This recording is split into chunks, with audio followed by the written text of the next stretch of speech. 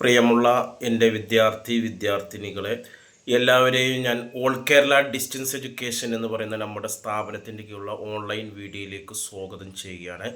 ഇന്ന് ഞാൻ നിങ്ങൾക്ക് മുമ്പിൽ പ്രസൻറ്റ് ചെയ്യുന്നത് NSൻ്റെ +2 ഹോം സയൻസിൻ്റെ പ്രാക്ടിക്കൽ എക്സാമുമായി ബന്ധപ്പെട്ട മൂന്നാമത്തെ വീഡിയോ ആണ്. നമുക്കറിയാം +2 ഹോം സയൻസിൻ്റെ പ്രാക്ടിക്കൽ എക്സാം 2025 ഏപ്രിൽ ബാച്ചിൻ്റെ പ്രാക്ടിക്കൽ എക്സാം മാർച്ച് 17-നും അതേപോലെ തന്നെ 20-ൻ്റെ ഇടയിലാണ് നടക്കുന്നത്. ഹാൾ ടിക്കറ്റ് കിട്ടിക്കഴിഞ്ഞാൽ അതിൻ്റെ കറക്റ്റ് ഡേറ്റ് നിങ്ങൾക്ക് അന്വേഷിക്കാം, സമയം അന്വേഷിക്കാം. പ്രാക്ടിക്കൽ എക്സാമിന് മുമ്പ് PCP ക്ലാസ്സിന് അറ്റൻഡ് ചെയ്യണം. 20 മാർക്കിൽ 10 മാർക്ക് PCP ക്ലാസ്സിന് വരുന്നുണ്ട്. 10 മാർക്കിൽ നമുക്ക് റെക്കോർഡും ടെസ്റ്റ് പേപ്പറുമാണ്. ആ റെക്കോർഡിൽ എഴുതേണ്ട കാര്യങ്ങൾ PCP ക്ലാസ്സിൽ നിന്ന് ലഭിച്ചിട്ടുണ്ടായിരിക്കും. ഓക്കെ, PCP ക്ലാസ്സിന് പങ്കെടുക്കാത്തവർ റെക്കോർഡ് ആവശ്യമുള്ളവർ എന്നെ കോൺടാക്റ്റ് ചെയ്ത് കഴിഞ്ഞാൽ അതിൻ്റെ PDF അയച്ചു തരാവുന്നതാണ്. പ്രാക്ടിക്കൽ എക്സാമിന് നമുക്ക് 1-2 ക്വസ്റ്റ്യൻസ് ടെസ്റ്റ് പേപ്പർ നടത്തുകയാണ് ചെയ്യുന്നത്. ചില സെൻറ്ററിൽ വൈവ നടത്തും. ചോദിക്കാൻ സാധ്യതയുള്ള 1-2 ക്വസ്റ്റ്യൻസ് നമ്മൾ കഴിഞ്ഞ വീഡിയോയിൽ പറഞ്ഞിട്ടുണ്ടായിരുന്നു. പൊല്യൂഷനും അതേപോലെ തന്നെ സീസണൽ ഫുഡിൻ്റെ പ്രിസർവേഷനുമാണ്. ഇന്ന് അതിൻ്റെ തുടർച്ചയായിട്ട് അടുത്ത ഒരു ക്വസ്റ്റ്യൻസ് ആണെന്ന് പറയുന്നത്. ബാക്കിയുള്ള ക്വസ്റ്റ്യൻസൊക്കെ തുടർന്നുള്ള വീഡിയോയിൽ അവതരിപ്പിക്കും. എല്ലാ ക്ലാസ്സുകളും ലഭിക്കാൻ നമ്മുടെ ചാനൽ നിങ്ങൾ ലൈക്ക് ചെയ്യുക, ഷെയർ ചെയ്യുക, കമൻറ്റ് ചെയ്യുക, സബ്സ്ക്രൈബ് ചെയ്യുക.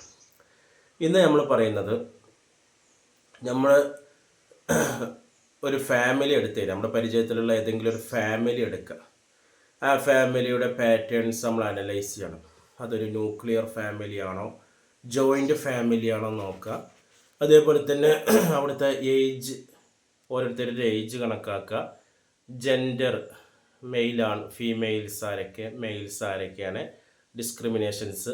അതേപോലെ തന്നെ അവരുടെ ജോബുമായി വർക്ക് റിലേറ്റഡ് ആയിട്ടുള്ള ടാസ്കുകൾ, റെസ്പോൺസിബിലിറ്റീസ്, ലാസ്റ്റ് ഒരു കൺക്ലൂഷനും നടത്തുക എന്നുള്ളതാണ് എയിമായിട്ട് വരുന്നത്. ഇത്രയാണ് നമ്മൾ എയിമിൽ വരുന്നത്. റെക്കോർഡ് എഴുതുമ്പോൾ ഫസ്റ്റ് നമ്മൾ എയിം കൊടുക്കും, പിന്നെ നമ്മൾ പ്രൊസീജിയർ കൊടുക്കും. പ്രൊസീജിയറിൽ നമ്മൾ ആ ടേബിളിൽ ഉൾപ്പെടുത്തേണ്ട കാര്യങ്ങളാണ്. ഇപ്പോൾ നമ്മൾ അടുത്തുള്ള ഏതെങ്കിലും ഒരു ഫാമിലി എടുത്തു കഴിഞ്ഞാൽ മതി. ഓക്കെ, ഇപ്പോൾ ഏതെങ്കിലും ഒരു ഫാമിലി എടുക്കുമ്പോൾ ആ ഫാമിലിയുടെ മെയിൻ ഹെഡിൻ്റെ പേര് ആദ്യം എഴുതുക. പിന്നെ ആ ഫാമിലി ഏത് ടൈപ്പാണ്. ന്യൂക്ലിയർ ആണെങ്കിൽ അണുകുടുംബമാണ്. ജോയിൻറ്റ് ഫാമിലി ആണെങ്കിൽ അപ്പോൾ ടൈപ്പ് ഓഫ് ഫാമിലി എന്ന് എഴുതിയിട്ട് ന്യൂക്ലിയർ ആണ് ന്യൂക്ലിയർ ഇടുക. കൂടുതൽ ആളുകളുണ്ടെങ്കിൽ ജോയിൻറ്റ് ഫാമിലി.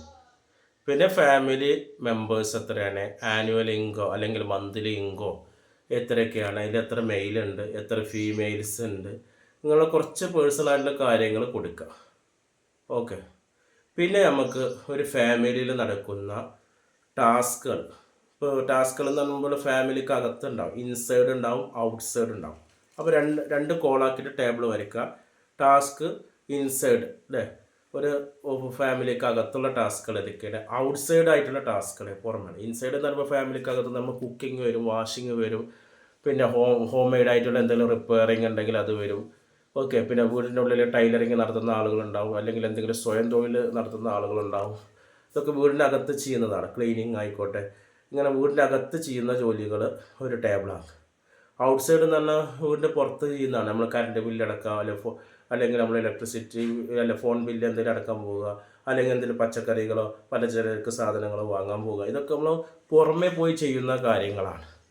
ഓക്കെ, ഇങ്ങനെ 2 കോളാക്കുക. പിന്നെ നമ്മൾ ഈ പറഞ്ഞ ഫാമിലിയെ ഈ ടാസ്കുകൾ ഡിവൈഡ് ചെയ്യണം. അടുത്ത കോളത്തിൽ നമ്മൾ എന്ത് ചെയ്യണം, ക്രമ നമ്പർ കൊടുക്കുക. നമ്മൾ പറഞ്ഞ ഫാമിലിയിലുള്ള ആളുകളുടെ പേരുകൾ എഴുതാം. പിന്നെ നമ്മൾ പറഞ്ഞ ടാസ്കുകൾ എഴുതാം. പിന്നെ ഓരോ വ്യക്തിയും ഏതൊക്കെ ടാസ്ക്കാണ് ചെയ്യുന്നുള്ളതാണെങ്കിൽ ആ ടാസ്കിന് നേരെ ഇൻറ്റു മാർക്ക് ചെയ്യാം. ഓക്കെ, ടിക്ക് മാർക്ക് ചെയ്ത് കഴിഞ്ഞാൽ ആ ടാസ്ക് ചെയ്യുന്നതെന്നുള്ളതാണ്. ഇൻസൈഡ് ഔട്ട്സൈഡ് കൊടുക്കുക. ഒരു കോളം ഇൻസൈഡ്, വീടിനകത്ത് ചെയ്യുന്ന ജോലി, വീടിൻ്റെ പുറത്ത് ചെയ്യുന്ന ജോലി. ഇപ്പോൾ വീടിൻ്റെ ഗ്രഹനാഥൻ്റെ പേരെഴുതി അയാൾ വീടിനകത്ത് ചെയ്യുന്ന ജോലിക്ക് നേരെ അങ്ങനെ എന്തെങ്കിലും ജോലി ചെയ്യുന്നുണ്ടെങ്കിൽ അത് ടിക്ക് മാർക്ക് കൊടുക്കുക.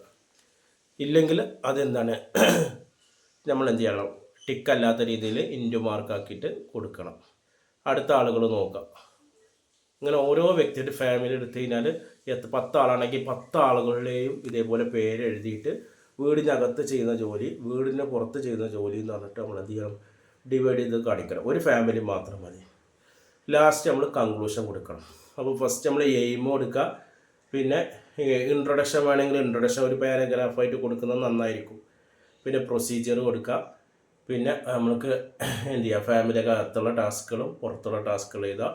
പിന്നെ നമ്മൾ കണ്ടെത്തിയ ഫാമിലിയെ ഈ പറഞ്ഞ ടാസ്കുകൾ ഡിവൈഡ് ചെയ്യുക, ലാസ്റ്റ് ഒരു കൺക്ലൂഷനും കൊടുക്കുക എന്നുള്ളതാണ്. വളരെ സിമ്പിളായിട്ടാണ്. ഇപ്പോൾ നമുക്ക് തന്നെ ആലോചിച്ച് നമ്മൾ ഫാമിലി ഏതെങ്കിലും ഫാമിലി എടുത്തു കഴിഞ്ഞാൽ അവിടെ എത്ര മെമ്പർ എന്നുള്ളത് നമുക്ക് ബൈ ഹാർട്ടാണ്.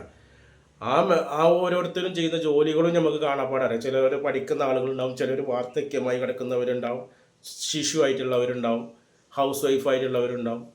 ഇവർ ചെയ്യുന്ന ജോലി ഉണ്ടെങ്കിൽ അതിന് എന്താണ് ടിക്ക് മാർക്ക് കൊടുക്കുക, ഇല്ലെങ്കിൽ അത് ക്രോസ് ചിഹ്നിട്ട് കൊടുത്താൽ മതി. ഓക്കെ, വളരെ സിമ്പിളായിട്ട് റെക്കോർഡ് എഴുതുമ്പോൾ അത് നന്നായിട്ട് അതിൻ്റെ പ്രൊസീജിയർ രൂപത്തിൽ തന്നെ PCB ക്ലാസ്സിൽ പറഞ്ഞ രീതിയിൽ തന്നെ നിങ്ങൾ എഴുതണം. പിന്നെ എല്ലാ പ്രാക്ടിക്കലിലും ഇതേപോലെ സ്റ്റെപ്പായിട്ട് എഴുതുന്നത് വളരെ നന്നായിരിക്കും. നമ്മൾ റെക്കോർഡ് ചിലപ്പോൾ ഇംഗ്ലീഷിൽ എഴുതുന്നുണ്ടെങ്കിലും എക്സാമിന് മലയാളത്തിൽ എഴുതാം. ലാസ്റ്റ് കൺക്ലൂഷന് നമ്മൾ നിർബന്ധമായിട്ട് കൊടുക്കുക. ഇതിൽ നിന്ന് എന്താണ് എനിക്ക് മനസ്സിലായത് എങ്കിൽ അത് ചെറിയൊരു 2-3 ലൈനായിട്ട് എഴുതുന്നത് നന്നായിരിക്കും. ഓക്കെ, ഇത്രയാണ്. ഇനി തുടർന്നുള്ള വീഡിയോയിൽ ബാക്കിയുള്ള ക്ലാസ്സുകൾ ലഭിക്കാൻ നമ്മുടെ ചാനൽ സബ്സ്ക്രൈബ് ചെയ്യുക. Okay, thank you.